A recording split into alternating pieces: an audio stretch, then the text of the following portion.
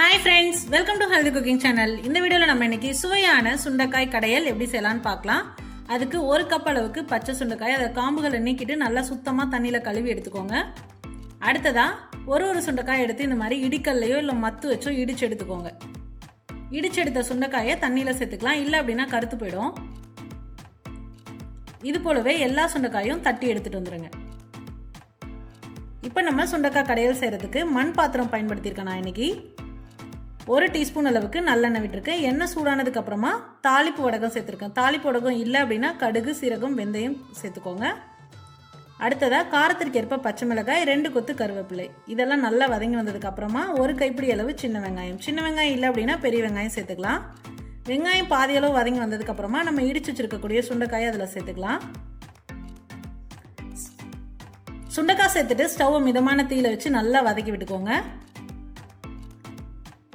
அடுத்ததா 3 medium size தக்காளி, கொஞ்சமா மஞ்சள் தூள், 1/2 டீஸ்பூன் அளவுக்கு கல்லுப்பு, இதெல்லாம் சேர்த்து நல்லா கலந்து விட்டுருங்க.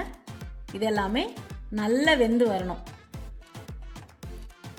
இந்த ஸ்டேஜில் நம்ம கடையலுக்கு ரொம்ப திக்காக இருந்தால் நல்லா இருக்காது, அதனால கொஞ்சம் தண்ணி சேர்த்துட்டு நல்லா வேக விட்டு எடுத்துக்கணும். இப்போ பாருங்க, தக்காளி, வெங்காயம், சுண்டைக்காய் எல்லாமும் சேர்ந்து நல்லா வெந்து வந்திருக்கு. ஃப்ளேவர் சூப்பராக இருக்கும்.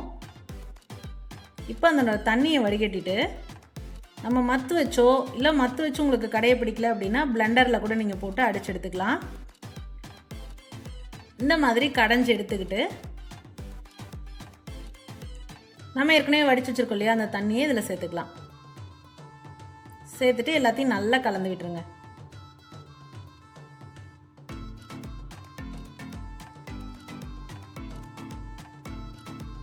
கலந்து விட்டுட்டோம் அப்படின்னா மணக்க சுவையான சுண்டைக்காய் கடையல் சூப்பராக தயாராகிடுச்சு. சூடான சாதத்து கூட நெய் விட்டோ நல்லெண்ணெய் விட்டோ பரிமாறலாம், இல்லை அப்படின்னாலும் இட்லி தோசை கூட வச்சு பரிமாறலாம். சூப்பரான காம்பினேஷன். ட்ரை பண்ணி பார்த்துட்டு உங்களுக்கு கமெண்ட் மறக்காமல் சொல்லுங்கள் ஃப்ரெண்ட்ஸ். இது போன்ற ஹெல்தி ரெசிபிஸ்க்கு மறக்காமல் ஹெல்தி குக்கிங் சேனலை சப்ஸ்கிரைப் பண்ணுங்கள். இந்த வீடியோ உங்களுக்கு பிடிச்சிருந்தா லைக் பண்ணுங்கள், ஷேர் பண்ணுங்கள், கமெண்ட் பண்ணுங்கள். தேங்க்ஸ் ஃபார் வாட்சிங்.